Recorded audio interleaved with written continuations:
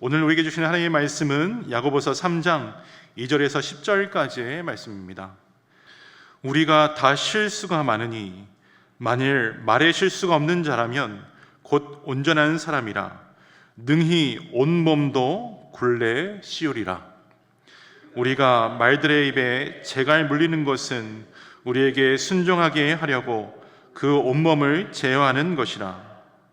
또 배를 보라.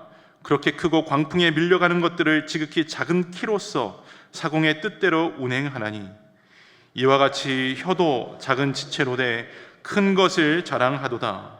보라, 얼마나 작은 불이 얼마나 많은 나무를 태우는가. 혀는 곧 불이요 불의의 세계라. 혀는 우리 지체 중에서 온몸을 더럽히고 삶의 수레바퀴를 불사르나니 그 사르는 것이 지옥불에서 나느니라. 여러 종류의 짐승과 새와 벌레와 바다의 생물은 다 사람이 길들일 수 있고 길들여 왔거니와 혀는 능히 길들일 사람이 없나니 쉬지 아니하는 악이요 죽이는 독이 가득한 것이라.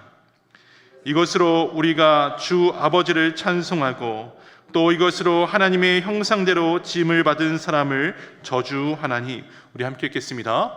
한 입에서 찬송과 저주가 나온도다.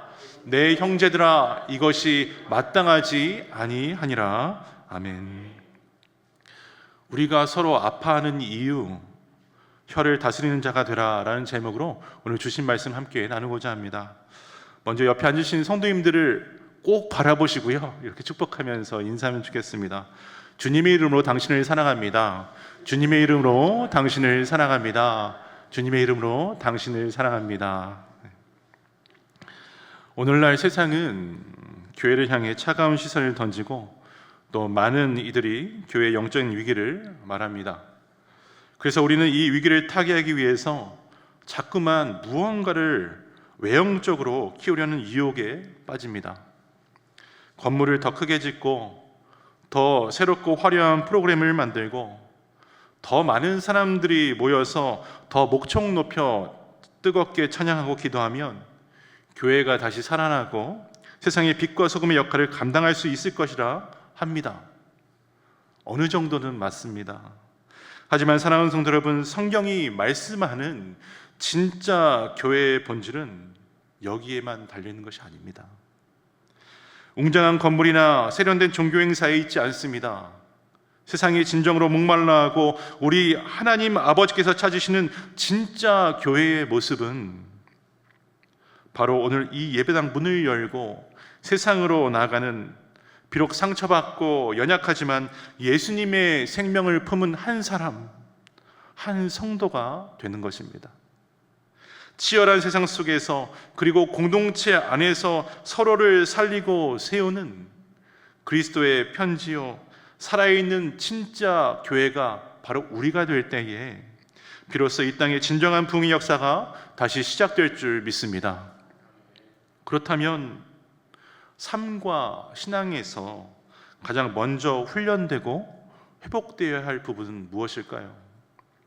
인생에서 너무나 무거운 짐을 지고 벼랑 끝으로 내몰렸을 때에 아무도 내 곁에 없다고 느꼈을 때를 여러분 떠올려 보십시오.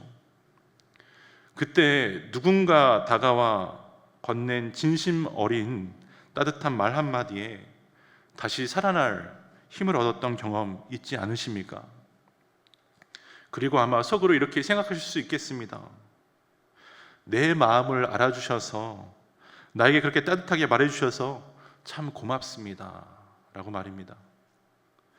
이처럼 우리가 일상에서 무심코 나누는 언어, 십자가의 긍휼과 사랑이 담긴 말 한마디에는 영혼을 죽음에서 생명으로 옮겨놓는 기적과 같은 능력이 있는 것입니다. 건물이 교회를 세우는 것이 아니라 성도와 성도 사이를 연결하는 말, 그 언어가 바로 교회를 세우는 강력한 영적 벽돌이 되기 때문입니다. 이런 기대감을 가지고 많은 분들이 주중 지치고 상한 마음을 이끌며 가장 따뜻한 품이 되어줄 교회, 공동체로 나옵니다. 하지만 안타깝게도 사랑이 넘쳐야 할 이 공동체 안에서도 우리는 종종 서로의 말 때문에 아파하고 눈물 흘릴 때가 있는 것이 현실입니다. 악의가 있어서가 아닙니다. 주님을 사랑하고 교회를 사랑하지만 그 사랑을 표현하는 방식이 아직 다듬어지지 않았기 때문에 나도 모르는 사이 옆에 앉아있는 분들의 마음에 깊은 생채기를 남기는 것입니다. 사랑하는 여러분, 그러니 우리가 이제 이 두 가지 질문을 꼭 품고 있어야겠습니다. 첫 번째, 우리는 왜 서로에게 이토록 아픔을 줍니까? 그리고 두 번째 질문, 우리는 어떻게 변해가야 합니까? 말입니다. 오늘 우리가 읽은 야고보서 본문은 이 두 질문에 대한 하나님의 대답입니다. 성령님께서 야고보 사도 입술을 빌려 성도들에게 주시는 이 대답, 우리가 서로 아픈 이유는 혀를 다스리지 못하기 때문입니다. 그러나 십자가의 사랑과 공의로 혀를 다스리는 자가 될 때에 우리는 비로소 교회가 됩니다. 이 진리의 말씀이 우리의 한 사람, 교회를 향한 하나님의 음성 되기를 주님의 이름으로 축원합니다. 본문에서 야고보는 첫 문장을 우리가 다 실수가 많으니 라고 시작하고 있습니다. 우리가 다 실수가 많으니. 얼마나 솔직하고 또 얼마나 위로가 되는 사도의 고백입니까? 이 강단에 선 저를 포함해서 여기 자리에 앉아 계신 우리 모두는 말에 실수 하나 없는 완벽한 사람이 아니라는 뜻입니다. 우리 모두 욱하는 마음에 내뱉은 말을 주워 담고 싶어서 밤잠을 설치며 후회하는 연약한 존재들입니다. 하지만 야고보는 우리의 혀를 가리켜 그래, 연약하니까 그럴 수 있지 라고 말하지 않고 분명하게 불이라 경고하고 있습니다. 6절 말씀 우리 함께 읽겠습니다. 시작. 혀는 곧 불이요 불의의 세계라. 혀는 우리 지체 중에서 온몸을 더럽히고 삶의 수레바퀴를 불사르나니 그 사르는 것이 지옥불에서 나느니라. 저는 아틀란타로 돌아오기 전에 LA의 파사데나라는 동네에서 살면서 공부했습니다. 그 지역은 기후 특성상 늘 건조했고요, 산불의 위험에 항상 노출된 장소였습니다. 특히 작년에는 이 플러신 학교 바로 앞에 알타데나 지역에 거대한 산불도 났습니다. 비록 지금은 멀리서 소식을 듣는 처지지만 맹렬한 불길이 모든 것을 집어 삼킬 때 그 공포와 또 평생을 일군 삶의 터전이 하루아침에 잿더미가 된 사람들의 절규가 고스란히 전해져서 참으로 마음이 아팠었습니다. 그런데 여러분, 그 엄청났던 재앙의 시작이 무엇인지 기억하십니까? 누군가 무심코 창밖으로 던진 담배꽁초 하나, 제대로 끄지 않는 아주 작은 불씨 하나였습니다. 그것이 바람을 타고 30가는 거대한 산 전체, 한 도시, 한 마을을 집어삼켜버렸습니다. 저와 여러분의 혀가 이와 같습니다. 내 입술에서 무심코 튀어나온 불평, 뾰족하게 내뱉은 날선 말 한마디가 평생 쌓아온 아름다운 관계를 단숨에 태워버립니다. 벼랑 끝에 겨우 숨이 붙어있던 한 영혼의 마지막 소망을 순식간에 잿더미로 만들어버릴 수 있는 것입니다. 특히 성경은 그 파괴적인 출처가 다름 아닌 지옥이라고 말하고 있습니다. 사탄은 다스려지지 않는 우리의 혀를 통해서 공동체를 파괴하는 지옥의 사역을 감당케 하고 있는 것입니다. 우리는 말씀으로 천지를 지으신 하나님의 자녀가 아니겠습니까? 내 입술에 긍휼의 말 한마디로 죽어가는 사람을 살릴 수 있는 사람들 아니겠습니까? 정죄의 말 한마디로 한 사람을 벼랑 끝으로 밀어 떨어뜨릴 수 있는 이런 사단의 사역을 왜 우리가 감당해야 되겠습니까? 우리는 종종 조언한다는 명목하에 나는 솔직하고 뒤끝이 없어, 내 감정의 칼날을 이렇게 휘두릅니다. 하지만 무심코 던진 돌이라도 그 맞는 개구리에게는 생사가 오는 치명타가 됩니다. 그래서 사도 바울도 에베소서 4장 29절 30절에서 이렇게 말씀하고 있습니다. 무릇 더러운 말은 너희 입 밖에도 내지 말고 하나님의 성령을 근심하게 하지 말라. 내 말 한마디가 내 안에 계신 전능하신 성령을 근심하게 만든다는 것입니다. 왜 그럴까요? 왜 그럴까요? 성령님은 주 안에서 우리를 하나 되게 하는 영이시고 내가 지금 상처 주고 있는 저 영혼 또한 사랑하셔서 십자가로 먼저 그를 품어주셨기 때문입니다. 자녀들이 서로 거친 말로 핥히고 싸우는 모습을 지켜보는 부모의 마음 생각해 보십시오. 목숨보다 사랑하는 내 아이들이 서로를 물어뜯고 상처 주는 모습에 부모의 억장이 무너집니다. 마찬가지입니다. 예수 그리스도의 보혈로 한 몸 되게 하신 우리가 날선말로 서로를 찌를 때에 내 안에 계신 성령님께서 말할 수 없는 탄식으로 근심하며 눈물 흘리신다 하는 것입니다. 사랑하는 성도 여러분, 지난 한 주 우리는 어떠했습니까? 예배에서 은혜 받았다며 눈물 흘리며 주님 찬양합니다, 주님 사랑합니다, 내 평생 주님만 높여드리겠습니다 뜨겁게 찬양하는 입술이 예배당 문을 나서는 순간 끼어드는 차를 향해 거친 말을 뱉고 가정에서 배우자와 자녀의 가슴에 짜증 섞인 말을 갖고 교회 안에서 지체를 도마 위에 올려 험담하는 도구로 사용되지는 않았습니까? 그렇다면 하늘에 계신 우리 진짜 아버지 하나님께서 어찌 우리의 찬양과 예배를 기쁘게 받으실 수 있겠습니까? 이것이 바로 우리가 서로 아픈 이유가 됩니다. 우리의 혀가 성령님께 온전히 다스려지지 않았기 때문입니다. 성격의 차이도 서로의 환경이 달라서도 아닙니다.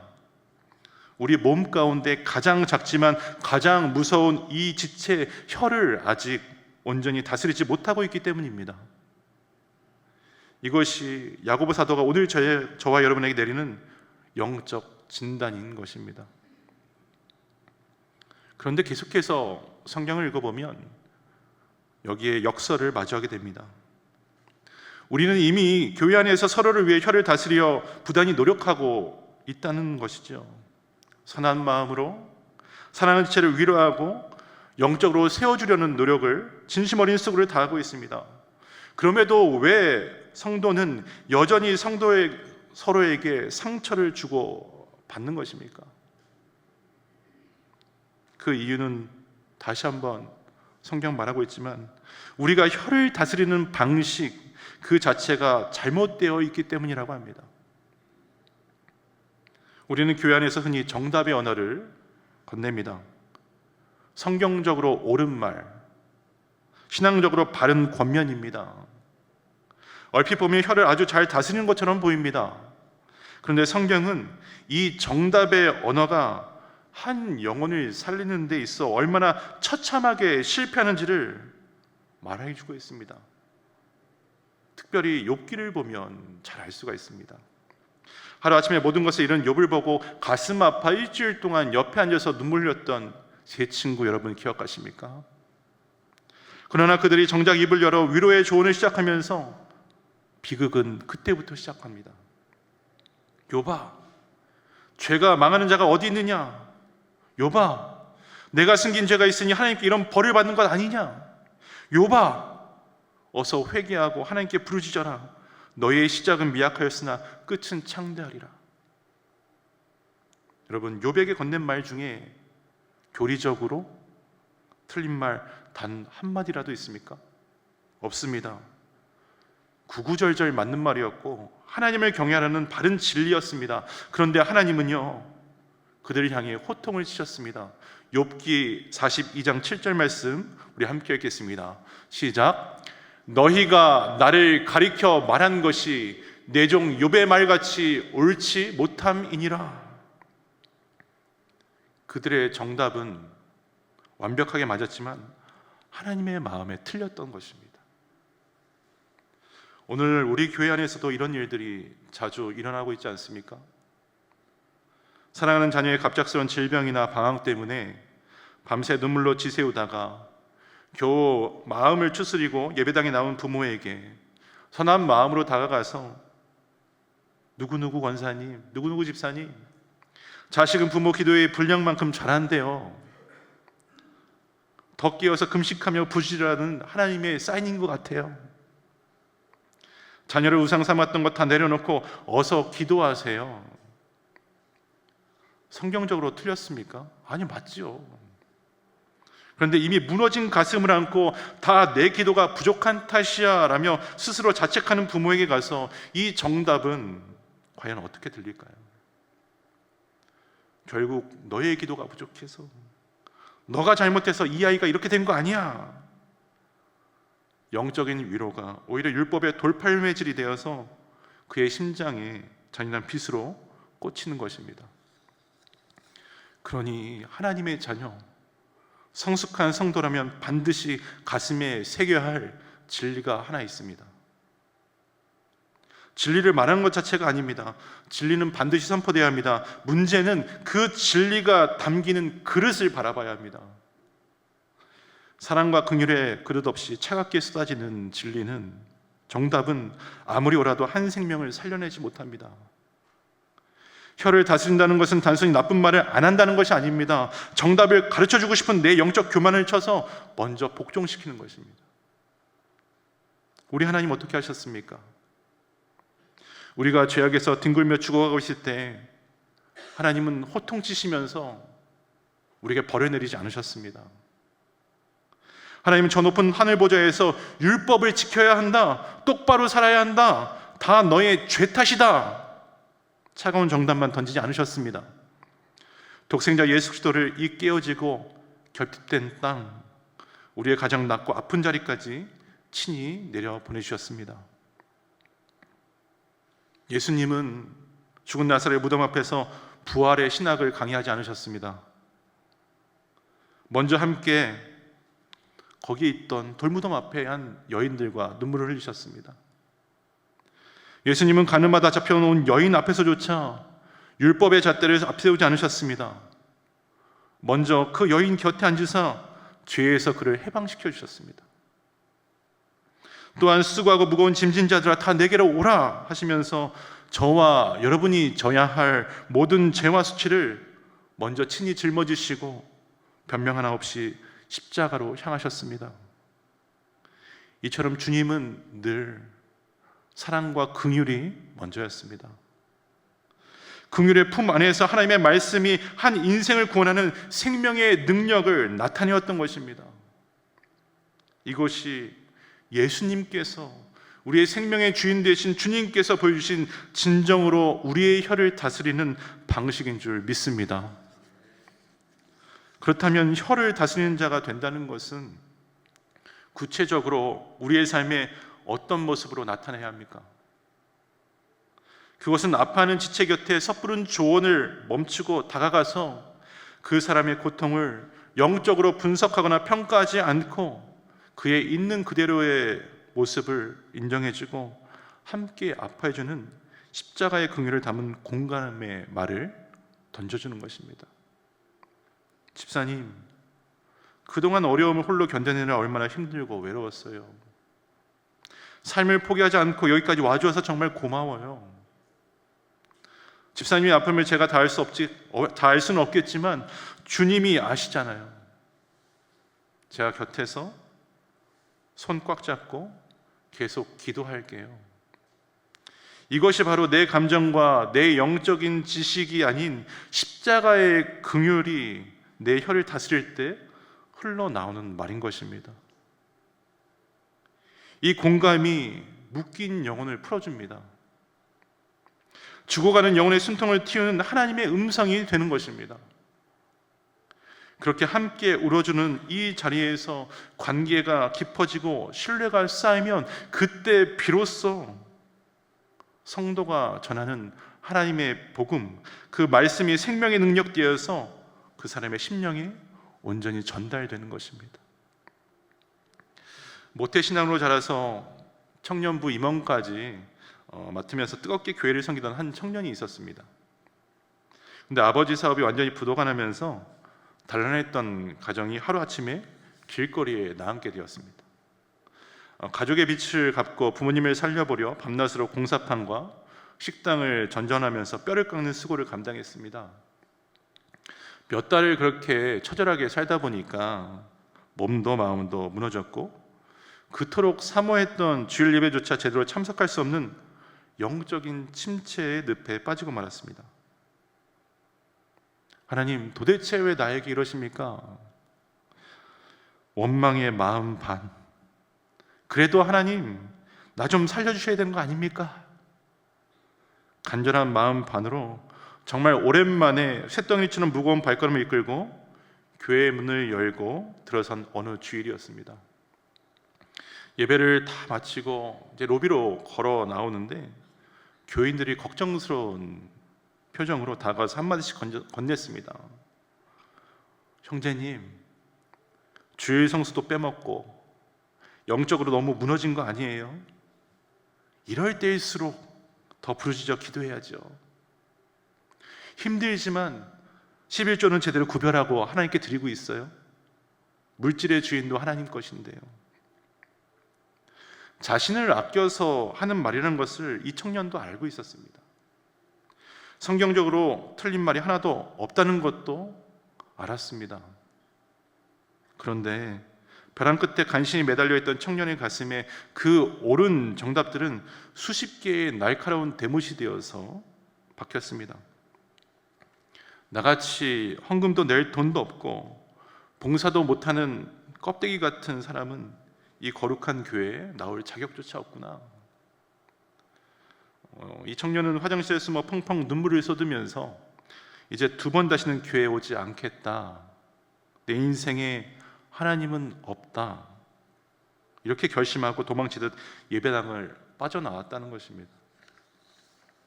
근데 바로 그때 주차장에서 차량 안내 봉사하던 백발의 한 장로님께서 빠져나간 청년을 발견하셨습니다.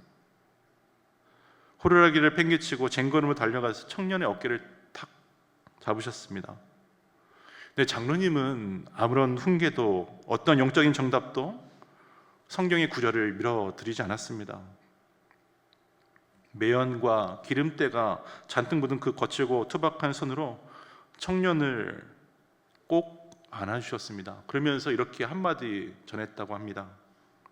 형제님, 죽지 않고 살아줘서 버텨주어서 정말 고마워. 이 어린 나이에 가족의 무거운 짐을 홀로 지내고 견뎌내느라 얼마나 아프고 고단했을까. 삶이 포기하지 않고 살아주셔서 참 고맙습니다. 그리고 오늘 이 무거운 발걸음을 이끌고 다시 돌아와 주님 앞에 나와주어서 너무나 감사해. 우리 하나님이 얼마나 대견하게 생각하겠습니까? 이것이 전부였답니다. 이 짧은 한마디에 청년의 굳어있던 심장이 나 다시는 교회 안 와 했던 그 마음이 툭 하고 터져버리고 말았습니다. 스스로를 정죄하며 높이 쌓아 올렸던 원망과 자책이 일순간 무너지며 주차장에 철썩 주저앉아 어린아이처럼 엉엉 울었다고 합니다. 그날 장로님은 따로 깊은 신학 공부를 하신 것이 아닙니다. 그저 자신의 혀를 다스리셨습니다. 정답을 말하고 싶은 충동을 십자가 앞에 복종시키고 예수님께 받은 그 긍휼을 그대로 청년에게 흘려보낸 것입니다. 오직 그것으로 충분했습니다. 훗날 이 청년은 자신처럼 찢기고 상처 입은 수많은 영혼들을 그리스도께로 인도하는 귀한 사역자로 쓰임받게 되었습니다. 말씀을 맺겠습니다. 사랑하는 성도 여러분, 우리가 서로 아픈 이유가 진짜 무엇입니까? 혀를 다스리지 못했기 때문입니다. 내 속에 악의가 있어서가 아니라, 사랑이 없어서가 아니라, 우리의 혀가 십자가의 긍휼이 아닌 내 감정과 내가 생각한 정답에 지배당하고 있기 때문입니다. 그렇다면 이제 어떻게 해야 합니까? 십자가의 긍휼로, 십자가의 사랑으로 혀를 다스리는 자가 되어야 하는 것입니다. 여러분, 무조건 침묵하라는 것이 아닙니다. 진리를 말하지 말라는 것도 아닙니다. 긍휼이 먼저 흘러가야 한다는 뜻입니다. 가르치려 하기 전에 먼저 그 사람의 아픈 자리로 함께 내려가 줘야 합니다. 정답을 꺼내들기 전에 먼저 다가가 손을 꽉 잡으셔야 합니다. 꼭 안아주셔야 합니다. 이것이 예수님이 우리를 위해 하신 일이었기 때문입니다. 나의 오름으로 누군가를 가르치고 고치려던 율법의 입술을 하나님 앞에서 이제 굳게 닫으시기를 바랍니다. 고난 중에 있는 지체를 향해 다 너의 믿음이 부족한 탓이야라고 정죄를 거두시기를 바랍니다. 그리고 절망의 자리에서 우리를 포기하지 않으시고 기어이 찾아와 십자가로 품으셨던 그 크신 하나님의 긍휼하심을 우리 성도님들의 입술에 가득 담아내기를 축복합니다. 예배를 마치고 문을 나서기 전에, 그리고 이번 한 주간 여러분의 가정과 직장과 우리 공동체 안에서 곁에 있는 지체를 향해 이런 생명의 한마디를 꼭 실천해 보시기를 바랍니다. 당신이 내 곁에 있어서 정말 고맙습니다. 힘든 시간을 원망하지 않고 묵묵히 견뎌주셔서 감사합니다. 포기하지 않고 살아주셔서 고맙습니다. 내가 당신을 위해 기도하겠습니다. 이 사랑과 긍휼의 말이 저와 여러분의 입술에서 흘러나오기 시작할 때에 상처 입은 자들이 우리 교회에 찾아와 참된 위로를 얻게 될 줄 믿습니다. 벼랑 끝에 선 영혼들이 우리가 건네는 한마디에 다시 일어서는 눈부신 기적이 일어나고, 오늘 이 생명의 자리가 주님 그토록 원하시는 진짜 교회 되기를 소망합니다. 이 거룩한 하나님의 사역에 귀하게 쓰임받는 우리 비전교회 모든 성도님들의 복된 삶과 가정, 그리고 일터 되기를 주님의 이름으로 축원합니다. 오늘 말씀 기억하면서 함께 찬양하기 원합니다. 아버지 당신의 마음이 있는 곳에 함께 찬양하시겠습니다.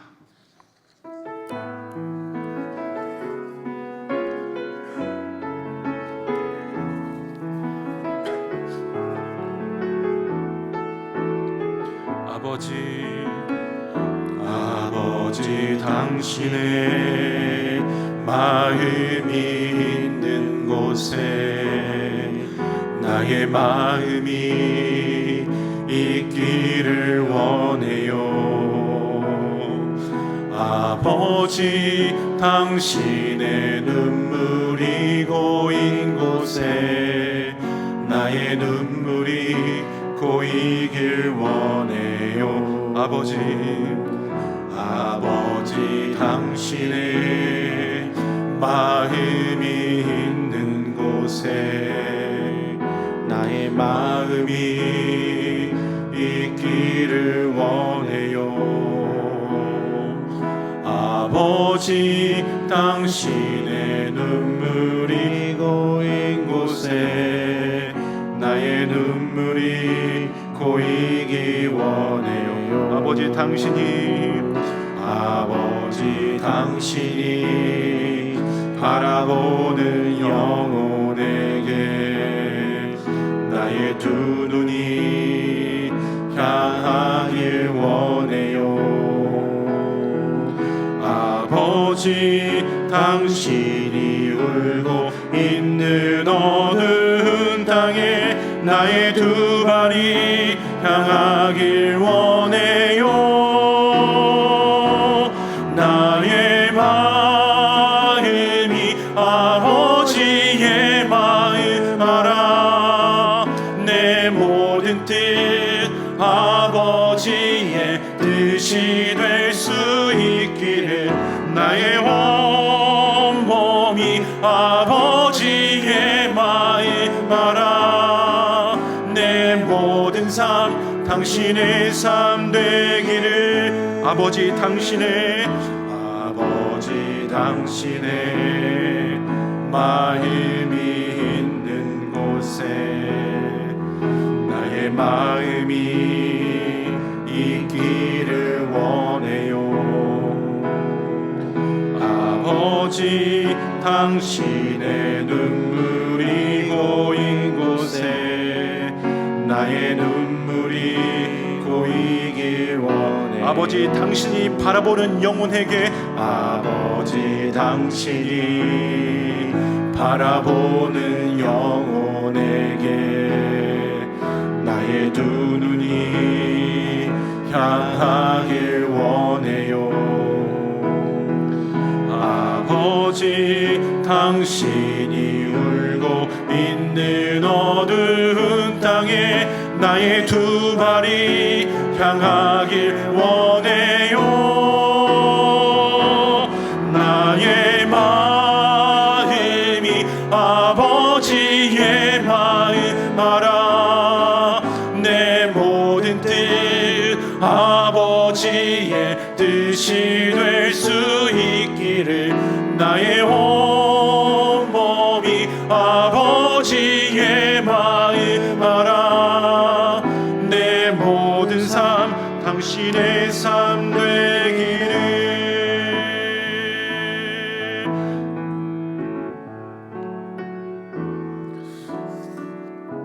그렇습니다. 사랑하는 성도 여러분, 성숙한 성도는 다른 것이 아닙니다. 하나님의 진리를 알지라도 하나님의 마음으로 그것을 전할 수 있는 사람이 되는 것입니다.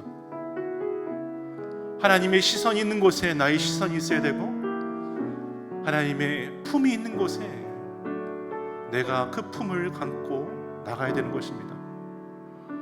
오늘 주님은 여기 앉아 계신 여러분을 함께 동역하고 싶어 하십니다.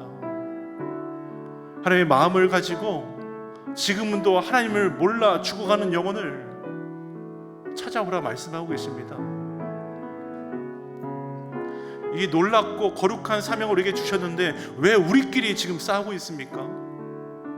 왜 우리끼리 서로에게 상처를 주고 있습니까? 먼저 지금 옆에 있는 분들을 바라보시고 그들을 사랑해 주시길 바랍니다. 지금 옆에 앉아 계신 분들을 바라보고 그들에게 수고했다, 잘 견뎌주었다, 내가 당신을 위해서 기도해 주겠습니다 라고 축복해 주시기를 바랍니다. 함께 합심으로 기도할 때에 하나님,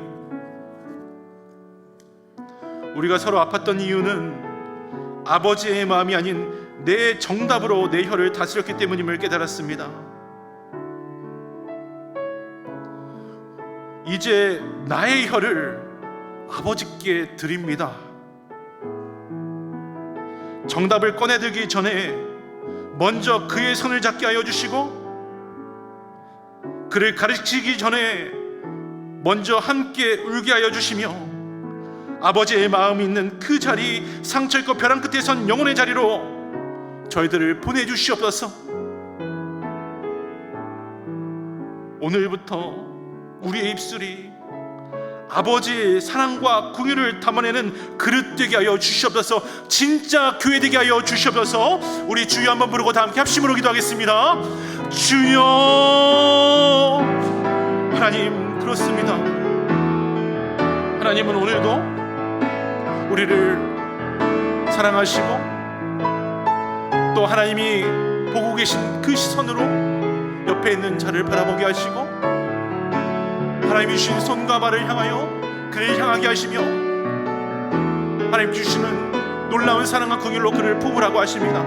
하나님이 놀라운 사명을 저희에게 주고 계시는데, 하나님 왜 우리는 서로를 지목하면서 내가 생각하는 정답만 외치고 있는 것입니까? 하나님, 우리가 서로 아팠던 이유 아버지의 마음이 아닌 내 마음으로, 내 정답으로 내 혀를 다스렸기 때문이 아닙니까? 이제 우리의 혀를 아버지께 올려드리기 원합니다. 정답을 꺼내들기 전에 먼저 손을 잡게 하시고, 먼저 그들에게 가르치기 전에 함께 울게 하시고, 아버지의 마음이 있는 그 자리, 상처 있고 벼랑 끝에 선 영혼의 자리로 저희들을 보내주시고 저희들을 사용하여 주시옵소서. 우리 입술이 아버지의 사랑과 긍휼을 담는 그릇 되게 하여 주옵소서. 아버지가 말하는 진짜 교회 되게 하여 주시옵소서. 아버지 도와주시옵소서.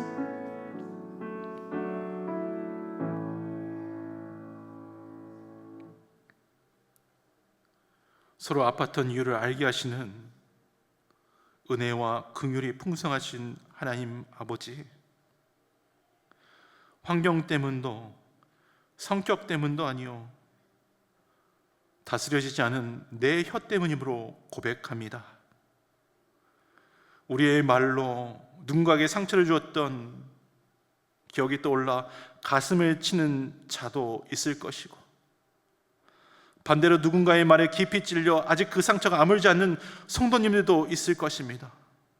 바라기는 주님, 이러한 모든 아픔을 오늘 예배 가운데 주님의 사랑과 긍휼로 덮어 주시옵소서. 가정으로, 직장으로, 삶의 치열한 현장으로 돌아갑니다. 하나님, 이 모든 자리에서 정답보다 긍휼을 먼저 머금는 한 사람, 가르치기 전에 먼저 손을 잡아주는 성도, 진짜 교회 되게 하여 주시옵소서.